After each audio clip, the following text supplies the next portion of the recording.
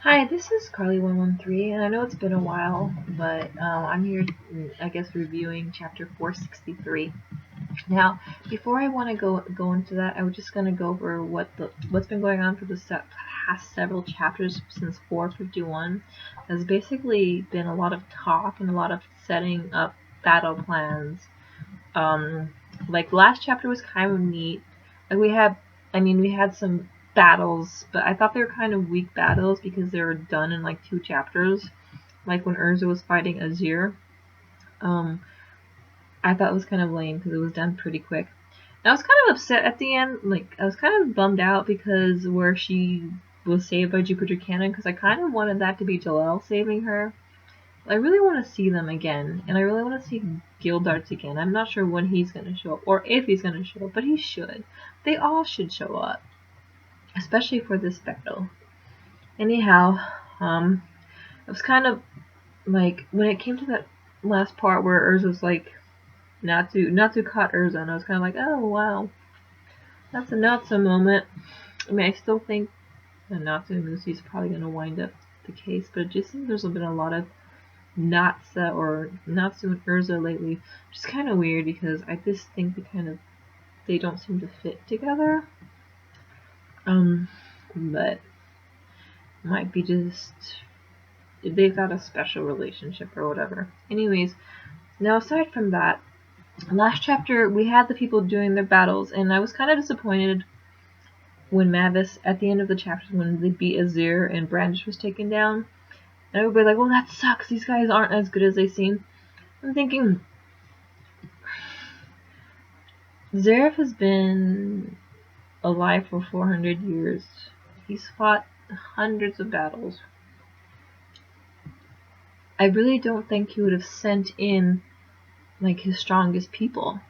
And I almost felt as if it was a distraction, that it could be like a distraction to get what he really wants to come after. So Fairy Tail getting cocky, I think is kind of stupid because I mean, it's 2 people, and I know that in the last chapter, Zeref was all like, 462, Zeref was like, well, I expected her to do at least that. But he was completely fine with that. He wasn't worried at all. It's because he has something else up his sleeve. Zeref is a character who always has tons of stuff up his sleeve. You never know, he's always got ulterior motives in everything. I don't know what it is, but I'm sure we'll find out eventually. Anyhow, aside from this part, now we come to 463. Last chapter we have all the guilds joining, which I expected to happen. I was just upset that Crime Sorcery didn't show up, and I hope they show up soon. And we have the 4 gods of Ishgard in the last 462, which was kind of nice too, because we get to see how they fight. And then we had the part where Natsu's like, well, I'm just going to go straight to Zeref. And Zeref is all like, he's got this smile on his face. He's like, yes, this is gonna happen. He's so happy about it.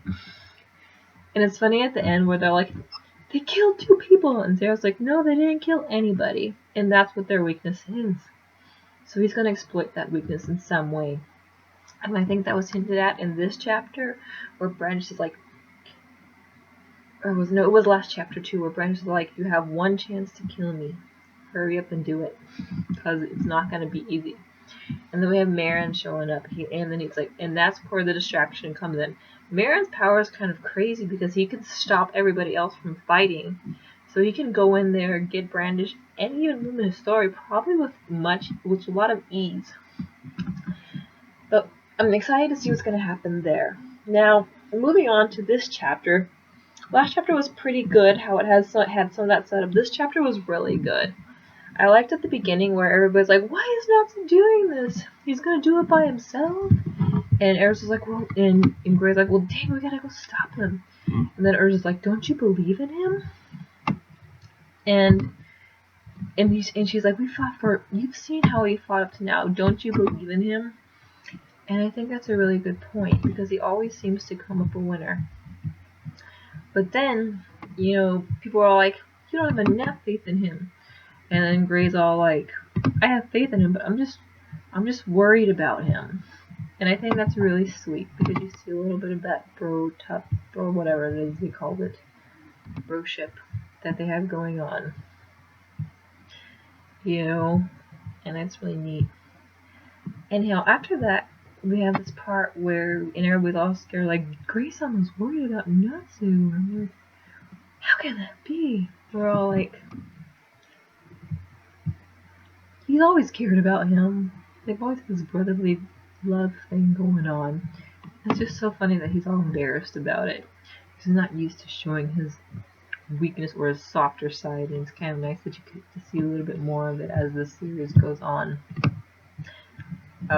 Speaking of which, I looked at that a couple of chapters back where, I think I mentioned it, where Gray and Juvia had that moment where he's like, "Do you want some?" And he's like, "I'm gonna tell you how I feel afterwards." And I thought, oh, how sweet. But that's another subject. Anyhow, now back to 463, and I mean it this time. We have the part where we see Gray's softer side and see that he cares about Natsu, and I really think that's really neat. And then we have the part where Natsu just becomes awesome. Like, seriously? Like, he goes in there, and he's all like, this looks like a black carpet. And I figured that's what the title was about when I saw the last chapter. That was about this mass of people. In this part, he's like, what happened to the last carpet that we destroyed? We burnt it to smithereens. And then he goes down there and does this like fire wing thing where he knocks everybody out. And I think that's super cool. It's really neat how he does that. He looks really cool about that. So we have him fighting, and they're like, we're under attack. What are we going to do? And Heather's like, are you really going to fight them all at once? And he's like, yeah, why not? What better way to draw out Zeref? So he beats them up. He throws some punches. And you see just how strong he is. We always know he's strong. And we don't even know, I don't know if these guys are super weak or if he's just super strong, but it's really neat. So we have this epic firepower. And these guys are all like, what's going on? So, whatever. Anyhow, they're fighting them. And the part that caught my attention in this chapter, however, was this part where he's a flame dragon king. And it's kind of like there's two people who could be the dragon king, either him or Acknowledgia. And that makes sense. It makes more sense when Acknowledgia says, I'm the only dragon king. When you have that part. Because he was never that strong before. I mean, Natsu wasn't. So, and then he like completely decimates the landscape, and they're like, I didn't know somebody was strong, and why? How come we weren't told about how strong somebody like people were? Like, there was how come we weren't told that there were people like him here? And that makes me go back to Zeref's motives. Did you notice that when they were attacking Natsu, they were attacking him with lasers, like fire that he could just eat? So I really want to know what Zeref's motives are, like behind everything. Anyhow, he's like, we had so many people killed, and Zeref's like 973, and he comes out in his little black orb. We still got 999,027 left. There's like 100,000 people. So if there was like 9 Natsus, it'd be wiped out apparently. But yeah. And then this part where he's like, you appeared a lot quicker than I thought.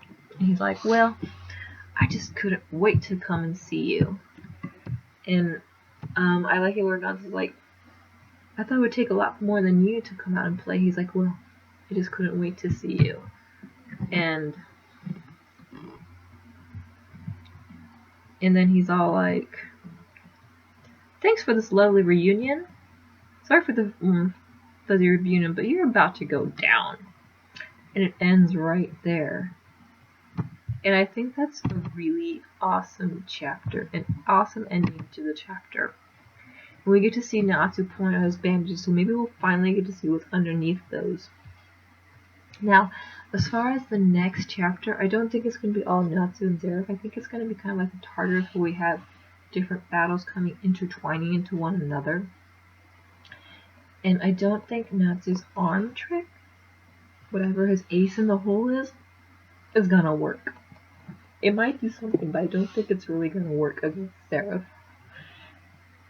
And I'm curious to see if Zeref's going to tell him who he is, or if Natsu knows, because he almost seems like he knows that he's END, and he's perfectly fine with that. So I don't know. I'll see what happened next. But overall, I really liked this chapter. I liked Natsu being fighting. I thought he did really awesome. I liked that Gray was concerned about him, and I can't wait until the next chapter. That's it. Thank you. Bye.